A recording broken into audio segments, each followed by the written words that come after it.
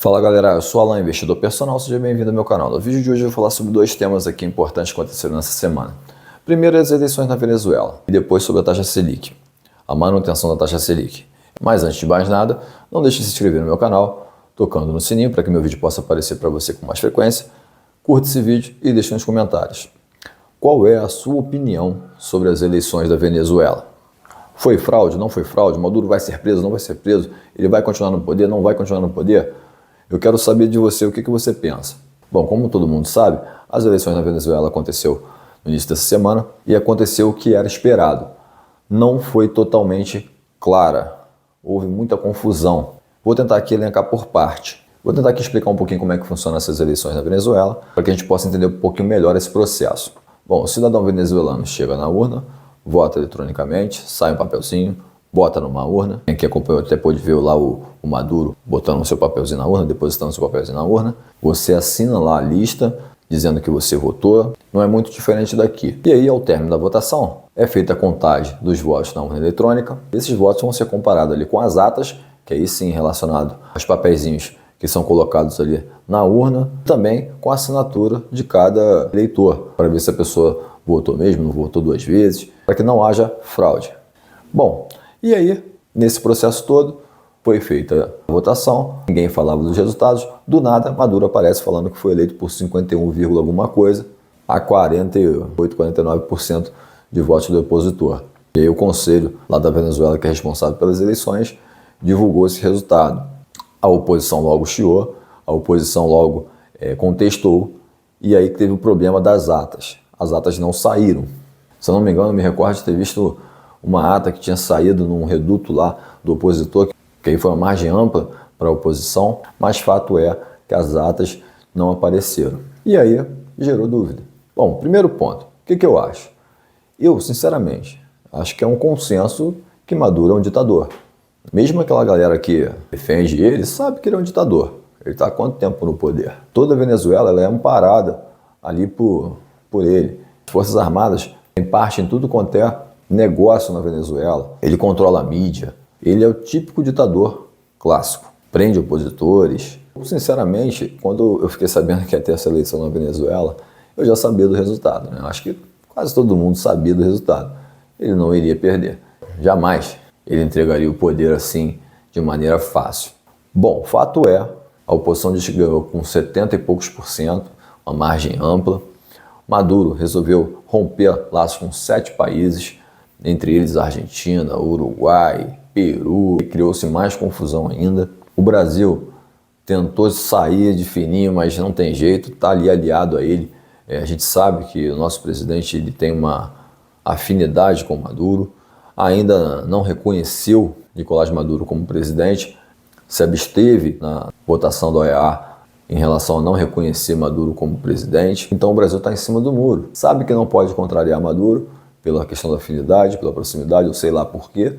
O mundo inteiro praticamente contestando essa vitória. Alguns países reconheceram a vitória, justamente os países mais aliados a Maduro. A Venezuela tem um patrimônio riquíssimo em petróleo, tem a maior reserva de petróleo do mundo. Isso também gera grandes interesses internacionais, a gente tem que botar isso aqui na ponta do lápis. E aí, voltando aqui para o nosso posicionamento aqui do Brasil, o nosso presidente disse que não viu nada demais, aconteceu tudo normal, que assim é a democracia, que essa é a democracia, que é linda, maravilhosa.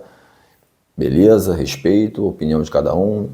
Eu particularmente não acredito que é assim que se faça uma democracia, mas também respeito quem acredita nisso. Essas eleições para mim foi um grande circo na Venezuela. E ingênuo quem achou que ele faria uma eleição de maneira clara, que tivesse uma lisura.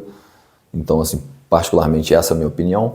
Não sei você, deixa nos seus comentários. Mas aí veio o caos, né? No dia seguinte às eleições, teve panelaço, conflito, mortes, prisões.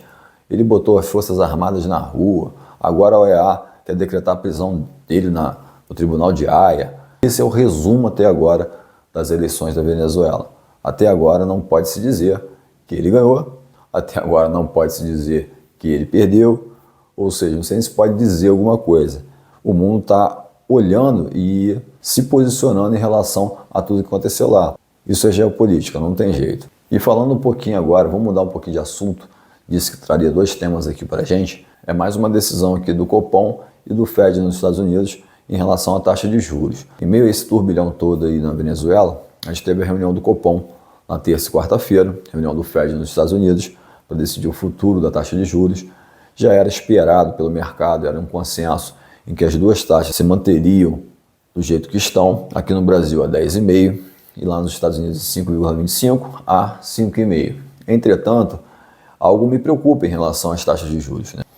Algo positivo para mim é a sinalização do Fed que a taxa de juros irá baixar lá nos Estados Unidos, em setembro. E aqui no Brasil, foi unânime a decisão de deixar a taxa de juros a 10,5%, mas com perspectiva de alta.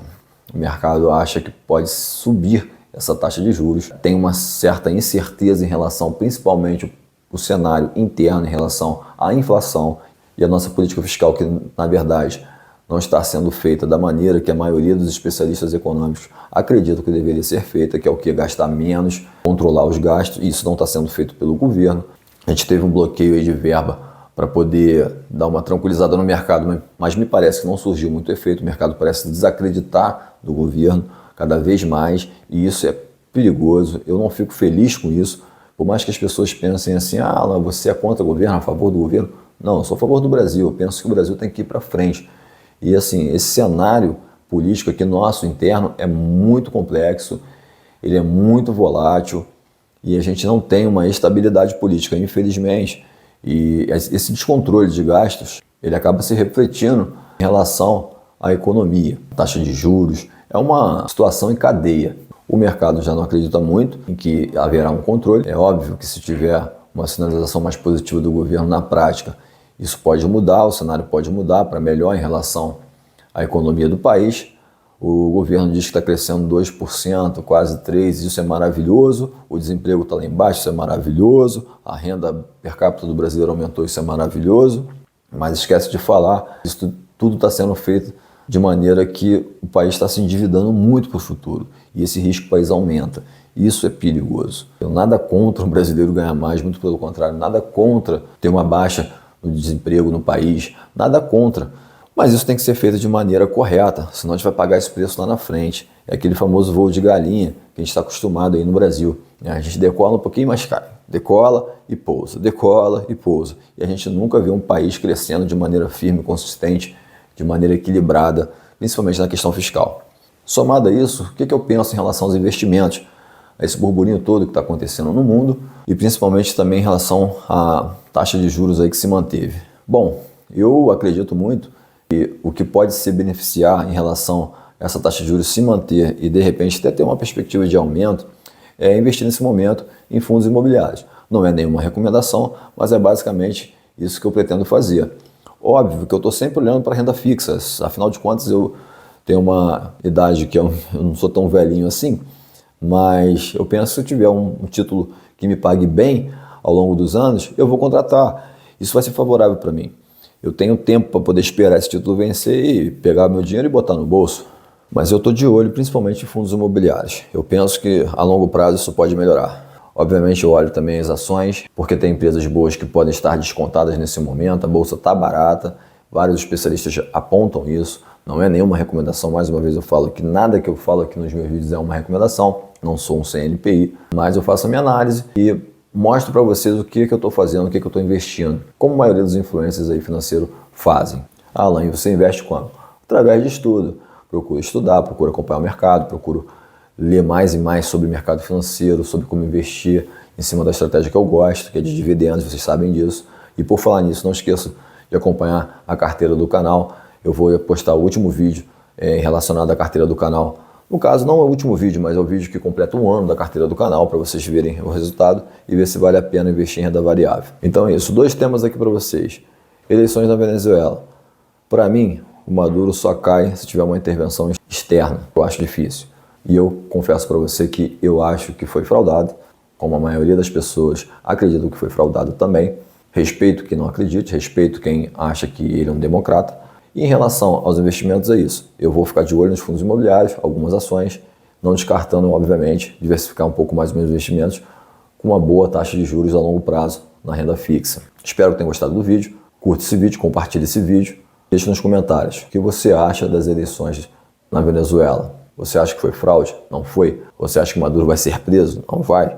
Quero saber a sua opinião. Um grande abraço a todos e fiquem com Deus.